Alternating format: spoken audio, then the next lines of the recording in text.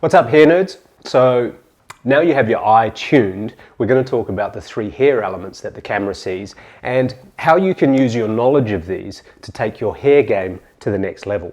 I'm also going to share 6 hair hacks for creating movement and energy in the hair on set. I'll tell you the secret about models that no one talks about, and I'm going to give you Guido's #1 top tip for creating hair that suits. So in the last lesson, we talked about how the camera sees in 2D and interprets lines, lights, and shadow to give the illusion of depth and shape. And through doing the image sorting exercise, we taught our eyes and our brain to see like a camera. Now, when it comes to hair, the camera sees 3 things, and they are silhouette, perimeter, and texture. The silhouette is the outer line of the hair in the image. And it'll change depending on the angle that you see it from. So if, for example, the girl tips her head forward or back, or she turns her head from side to side, or if the plane of the camera lens shifts, then the silhouette will change.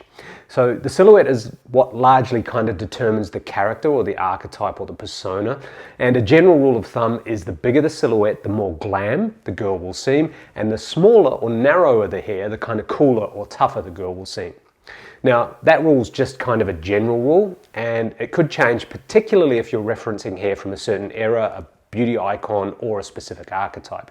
And if that's the case, you'll be trying to evoke a certain emotion or feeling from the character that you're creating with the hair. One amazing resource or reference for hairstyles of the eras is a book called Fashions in Hair, The First 5,000 Years by Richard Corson. Another great book is Karl-Heinz Weinberger's Rebel Youth, which Guido turned me on to about 10 years ago, and it's full of amazing characters and hair textures. You'll love it. Now, the perimeter is the line of the hair where it meets the girl's face and neck. And it includes things like the fringe, bangs, and parting. Now, manipulating the perimeter of the hair will have a massive impact on the person's face shape. This is true in the salon, but it's more so on set, because even the smallest shift of the hair forward or back can completely change the way the light falls on the face, and it can change the look, the mood, and the personality of the girl dramatically. Look, I'd say this is probably the most overlooked aspect of suitability, and it can make or break how good the talent looks. Now, texture is, well, texture. Now, I know that some people these days use the term texture to describe a specific type of texture, or like a cutting technique, or even curl. But in the context of a shoot, texture refers to the shape and finish of the individual hairs within the frame created by the perimeter and the silhouette. So it could be curly or wavy or straight. It could be gritty and piecey, or dirty, smooth, shiny. It could be glossy or wet, dusty, webby, oily. Whatever the texture that you create, it's going to go hand in hand with the silhouette in creating the mood and personality of the girl. We'll go into how to create different textures in detail in another video.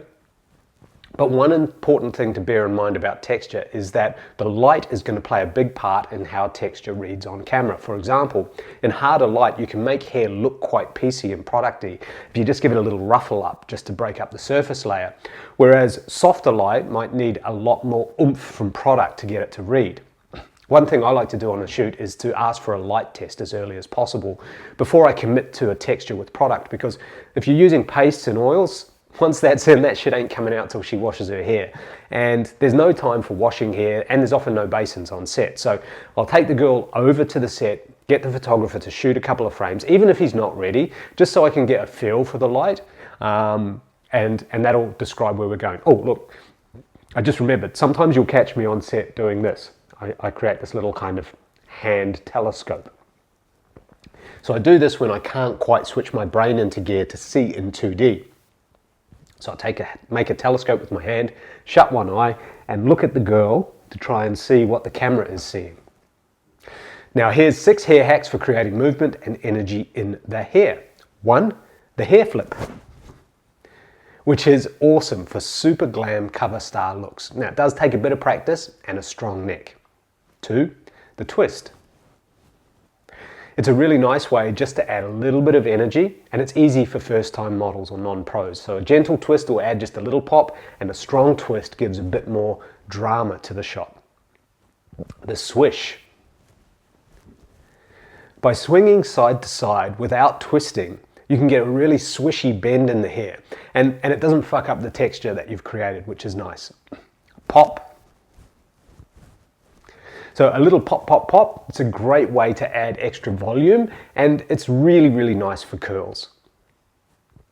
The flick, well look, there's a whole repertoire of flick techniques using all sorts of different things, from wires and sticks to your hands. Me personally, I love it for a dramatic pony pop. And then there's wind, right? Whether it's a fan, nature, a Bowens, a studio wind machine, a Makita leaf blower, a wafting board. Wind is awesome and annoying at the same time. And using different wind devices, you can create all sorts of different types of movement in the hair. Some are more predictable and easier to control than others. All of them have pros and cons. And I could probably do a whole video on fans and hair movement alone. But really, to figure out how to get the best results, you just need to practice using them and see what happens and just get the hang of using the machine. So now I'm going to tell you the secret about models that no one ever talks about. So models usually have this kind of little unconscious tell or a move they do to set themselves for the shot. And most girls I find fall into one of three categories. They're either a down looker, a flicker, or a toucher. The down looker is someone who checks herself, her mark and her outfit each shot before she's ready to shoot. You get the hair just right, you step away, and then there's the flicker. Now, the flicker can actually work in your favor because if she loves her hair, she uses it to move and set herself for the shot. Now, plus size model, supermodel Robin Lawley is an amazing flicker, which is awesome when you're shooting her for covers. And then there's the toucher. She just can't help herself, right? She doesn't even know she's doing it. It's just the subconscious thing that she does. But knowing about this, or even being able to observe it and know that the girl's not doing it to sabotage your work, it can help you massively. It can save you a lot of frustration, and it's just a great little thing to know. Now, finally, here's Guido's #1 rule for making girls look great on stage, on set, backstage, or any time that you're doing hair. Always look at the girl in the mirror. And so often we get caught up in this idea because all the action's at the back of the head, but you know, the camera never sees the back. What you have to do is look in the mirror, see what suits her, and keep looking in the mirror as you're doing her hair to make sure that what you're doing is making her look her best. So there you have it, the 3 elements of hair that the camera sees and how to manipulate them to your advantage.